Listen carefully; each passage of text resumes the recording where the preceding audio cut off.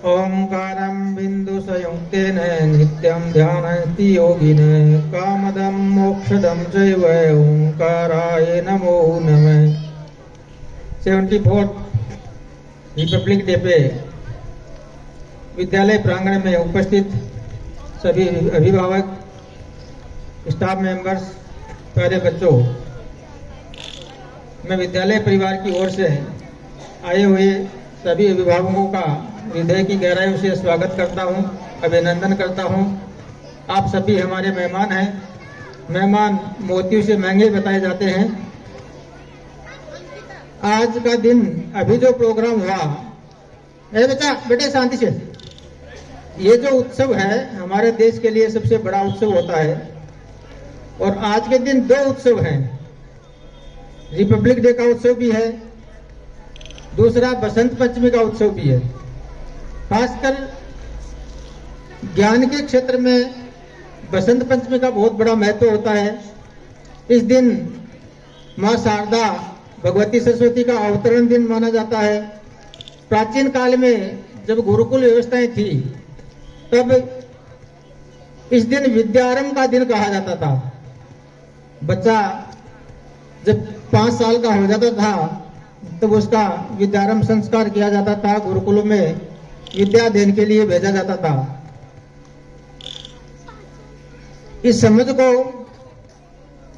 अंगीकार करते हुए हमारे विद्यालय के जो लेडी स्टाफ हैं वो आज येलो साड़ी में दिखाई दे रहे हैं। आपने इस समझ को बनाए रखा, मां भगवती के अनुरूप आपने साड़ी पहनी, इसके लिए मैं आपको बहुत बहुत धन्यवाद देता हूं। अभी जो प्रोग्राम आपके सामने पेश हुआ बड़ा इमोशनल प्रोग्राम था। किशन सिंह और विद्यावती के बेटे भगत सिंह का जन्म 1907 में हुआ था लाहौर में, और 1919 में जलियांवाला बाग कांड हुआ। कितने साल के हुए होंगे? 7 में जन्मे और 1919 में 12 ईयर के हुए होंगे। 12 ईयर के बच्चे में ऐसी देशभक्ति की भावना कि वो अपने घर से 40 किलोमीटर पैदल जलियांवाला बाग पहुंचे। जब उन्होंने कांड की घटना सुनी और वहां का दृश्य देखा, वहां की मिट्टी एक बोतल में भर के घर लाए और सुन से बैठे बैठे उसको देख रहे हैं। उसकी बहन ने पूछा कि आपको क्या हो गया, इतनी लेट कैसे आए, आप कहां थे इतनी देर? तो उन्होंने वो बोतल हाथ में ले रखी थी और उन्होंने कहा कि इस बोतल में उन मेरे देशभक्तों के शहीदों का रक्त है जिनका बदला मुझे अंग्रेजी सरकार से लेना है। 12 वर्ष के बच्चे की ये भावना। उसके बाद में उनकी स्टडी शुरू हुई, वो स्कूल जा रहे थे। स्कूल के समय में उनकी देखो एकाग्रता, देखो अनुकरणीय उनका फोकस। मैं बच्चों से पहले बात करता था, फोकस के विषय में बात कर रहा था। उनका फोकस देखो अपने काम पे। जब उन्होंने अपने जीवन का ध्येय बनाया, उस ध्येय पे उनका फोकस कितना था, दिमाग उतना तीव्र था उनका कि उन्होंने स्टूडेंट स्कूल लाइफ में 50 अन्य बुक्स पढ़ डाली। विद्यार्थी जीवन में स्कूल लाइफ में 50 दूसरी बुक्स सिलेबस के अलावा पढ़ डाली उन्होंने। लेनिन की, कार्ल मार्क्स की, समाजवाद की, सोशल्स की जो बुक्स होती थी उनका उन्होंने अध्ययन किया और उनमें दी गई जानकारियां उनके अंदर उतरती गई और उनका भाव दिन प्रतिदिन प्रबल होता गया। वे महात्मा गांधी ने उस समय एक आंदोलन चलाया था, असहयोग आंदोलन। उस आंदोलन से जुड़े और उस आंदोलन की स्थिति ऐसी थी कि पूरे देश में सब लोगों का महात्मा गांधी को सहयोग मिल रहा था और अंग्रेजों की स्थिति उस समय उस आंदोलन की वजह से खराब होती जा रही थी। भारत देश के हर नागरिक को, हर युवा को मन में जोश था। सभी उत्साहित थे कि इस आंदोलन से अंग्रेज सरकार की रीढ़ टूट जाएगी, क्योंकि उनके द्वारा बनी हुई किसी वस्तु का सहयोग उपयोग नहीं करना यह उद्देश्य था। विदेशी वस्तुओं का, विदेशी कोई भी सामान हो उसका उपयोग नहीं करना, ये उनका ध्येय था। और महात्मा गांधी चाहते थे अहिंसा के साथ में। 1921 में भगत सिंह और उनके सहयोगी चोरी चोरा कांड सुना होगा आपने, पढ़ा होगा, चोरी चोरा कांड हुआ। तो वहां थाने के सामने वो प्रदर्शन कर रहे थे 4000 आदमियों के साथ में। वहां का हेड कांस्टेबल थानेदार गुप्तेश्वर सिंह बाहर निकला, उन्होंने उनको रोकना चाहा क्रांतिकारियों को, वे नहीं रुके। वो कि भाई हम तो विदेशी वस्तु का सिर्फ बहिष्कार कर रहे हैं। वो नहीं माने तो उन्होंने फायर किया, 2-3 क्रांतिकारी शहीद हुए। फिर भी वो नहीं माने तो उन्होंने फिर से फायर किया और उनकी गोलियां खत्म हो गई। 4000 आदमी थे, एक रिवॉल्वर में 6 गोलियां आती हैं। फिर वो क्रांतिकारी टूट पड़े उन थाने के सिपाहियों पे, उनको थाने के अंदर ले जाके मारा और उस थाने को आग लगा दी। 17 पुलिसकर्मी वहां जल के खत्म हो गए।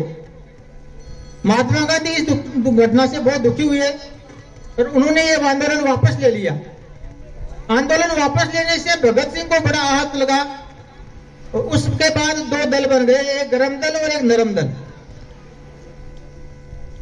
तो भगत सिंह, चंद्रशेखर आजाद, सुभाष चंद्र बोस, लाला लाजपत राय, राजगुरु, सुखदेव, अशफाक उल्लाह, राम प्रसाद बिस्मिल, ये सब गरम दल के सदस्य थे। उन्होंने मन में ठान लिया कि अब तो लड़ना पड़ेगा। और उसके बाद में उन्होंने काकोरी कांड किया। काकोरी कांड में क्या हुआ, अंग्रेजी सरकार के खजाने को लूटा, क्योंकि पैसों की जरूरत थी क्रांति को आगे बढ़ाने के लिए। उसके बाद में उनको गिरफ्तार किया गया, उनके 2 साथियों को फांसी हो गई। और जब उनका समय आया फांसी का, तब उनके जो अंतिम वर्ड आपने सुने भी कि सरफरोशी की तमन्ना अब हमारे दिल में है, देखना है जोर कितना बाजुए कातिल में है। ये उनके अंतिम वर्ड थे, सरफरोशी की तमन्ना। सरफरोशी मतलब गला कटाने की तमन्ना अब मेरे दिल में है, और तुम्हारे बाजू में कितनी ताकत है ये हमें देखना है कि हमारा गला काटने के लिए आपके बाजू में कितनी ताकत है। सरफरोशी की तमन्ना अब हमारे दिल में, गला कटाने की तमन्ना है अब हमारे दिल में। ऐसे ऐसे हमारे देशभक्त वीर सपूत इस धरा पे हुए, जिनकी वजह से ये देश आजाद हुआ और आज हम आजादी की खुली हवा में सांस ले रहे हैं। ऐसे वीर सपूतों के लिए एक बार जोर से इंकलाब, इंकलाब, वंदे वंदे। धन्यवाद।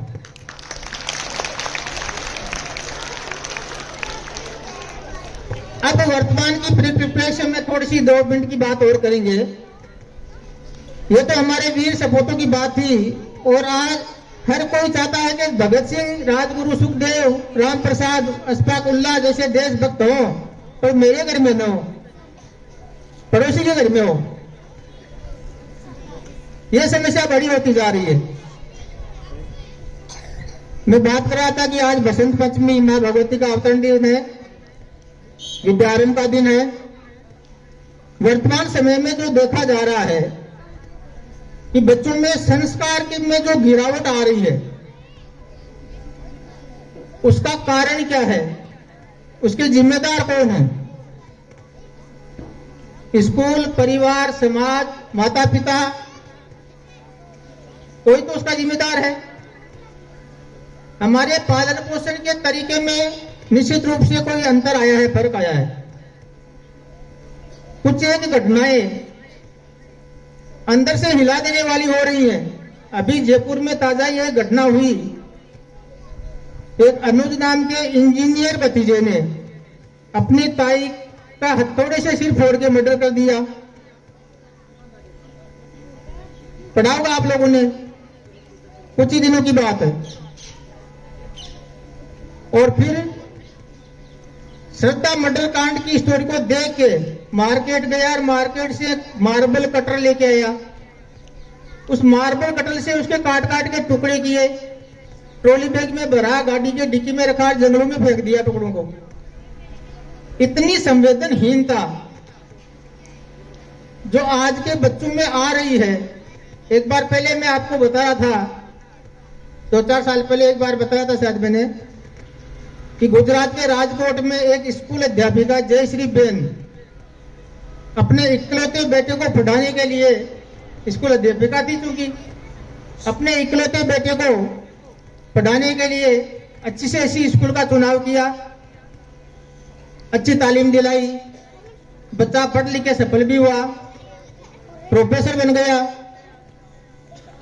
डॉक्टर बहू से शादी हो गई, घर में सुख सुविधा की, पैसे की कोई कमी नहीं थी, सब कुछ अच्छा चल रहा था। माताजी बूढ़े हो गए और बुढ़ापे के दिनों में यूं हुआ, बुरे दिन कुछ ऐसे आए कि माँ को लकवा मार गया। अब माँ के हाथ पैर काम करना बंद कर दिया, बिस्तर पे पड़ी रहने लगी। एक दिन प्रोफेसर बेटे ने माँ को गोद में उठाया और सीढ़ी से धीरे धीरे छत पे ले गया।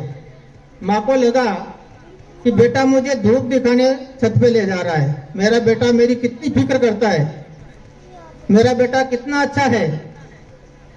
छत पे ले जाके उसके बाद में जो किया, हाथ उठा के भगवान से दुआ करे कि दूसरा कोई ऐसा न करे। उसने अपनी बूढ़ी माँ को 4 मंजिला छत से नीचे फेंक दिया। माँ खत्म हो गई, दाह संस्कार हो गया। 3 महीने बाद में सीसीटीवी फुटेज और पुलिस पड़ताल से पता चला कि माँ मरी नहीं, प्रोफेसर बेटे ने मार डाला।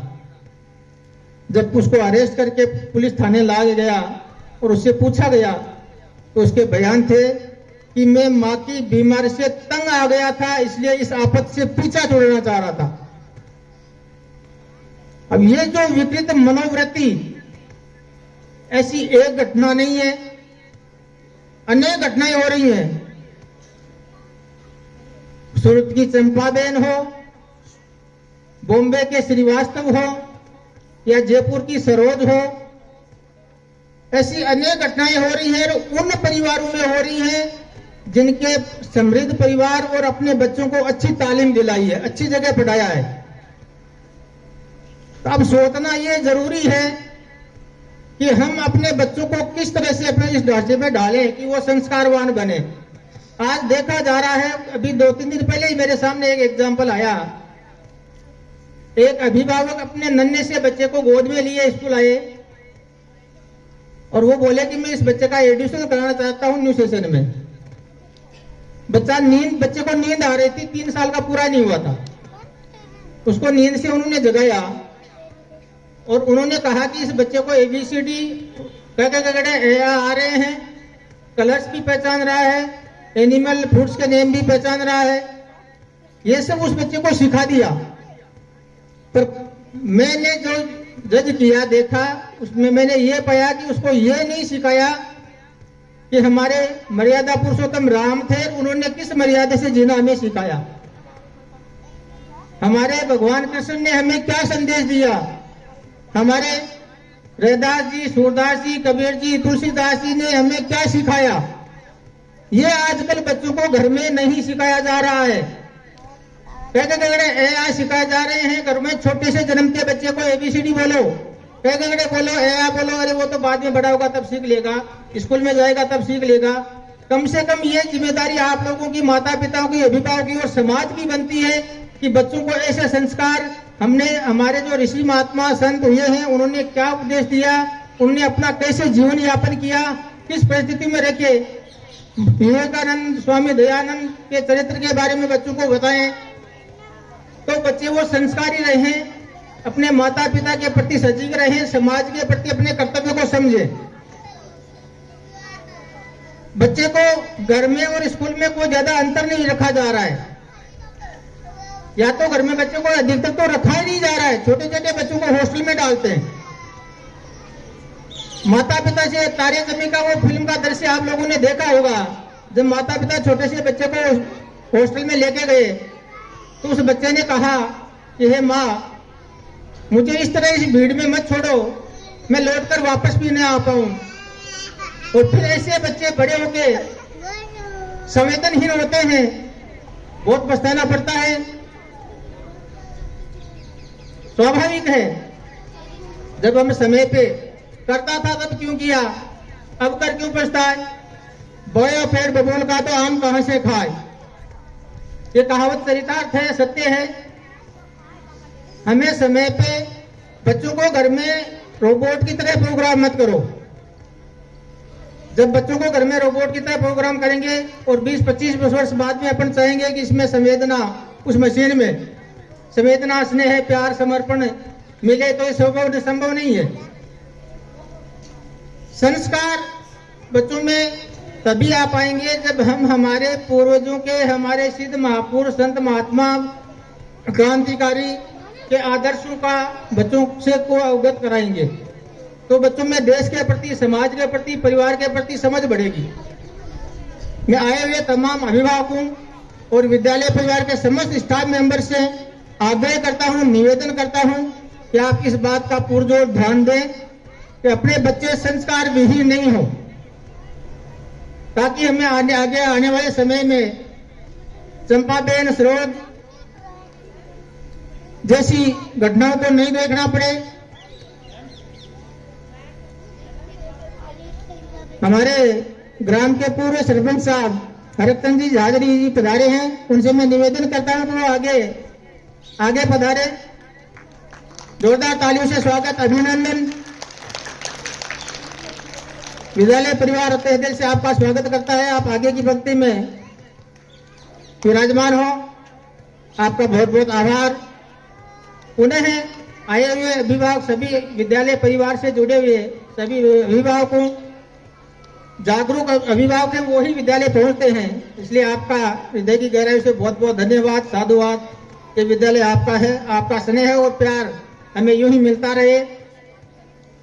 आपके क्षेत्र के बच्चों ने इस विद्यालय में पढ़ के जो सफलताएं हासिल की हैं, लगभग आप उनसे विदित हैं। अभी इसी साल, पिछले साल 7 बच्चों का MBBS में सिलेक्शन हुआ था, इस साल 5 बच्चों का और हुआ है।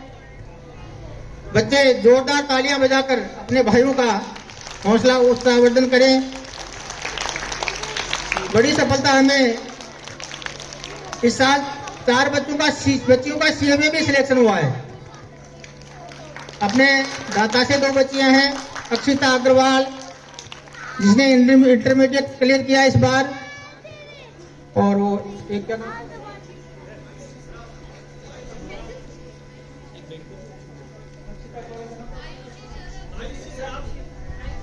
आयुषी सराफ ने फाइनल रूप से CA क्लियर कर लिया है, तो CA बन चुकी है। एक रामगढ़ की बच्ची मनसा का, उसने इंटरमीडिएट 12th के साथ में क्लियर किया, बहुत बड़ी उपलब्धि है जानवी मनसा का। एक रौनक जैन मारोट का बच्चा, वह भी CA बना है। आपके सहयोग और समर्पण से, विद्यालय की स्टाफ की टीम की कर्मठता से, आपके द्वारा हमें जो ये नन्हे मुन्ने फूल सौंपे जा रहे हैं, हमारे विद्यालय का पूरा स्टाफ उनको संवारने के लिए हर समय तत्पर रहता है, पूरी कोशिश करता है। और मैं आशा करता हूं कि हम आपकी भावनाओं पे खरे उतरने का पूरी कोशिश करेंगे। विद्यालय की एक पूर्व छात्रा का वैज्ञानिक में भी सिलेक्शन हुआ है, शोध कार्य में। आपके बच्चे, आपके बड़े भाई बहन बहुत अच्छा परफॉर्मेंस कर रहे हैं, बहुत अच्छी सफलताएं हासिल कर रहे हैं, और इस क्षेत्र के लोगों को भरपूर सहयोग हमें मिला है। और मैं आशा करता हूं कि आपको ये विद्यालय इस क्षेत्र को खूब फायदा दे। इसी वाणी के साथ में, हिंदी शब्दों के साथ में मैं मेरी वाणी को विराम देता हूं। जय हिंद, जय भारत, वंदे वंदे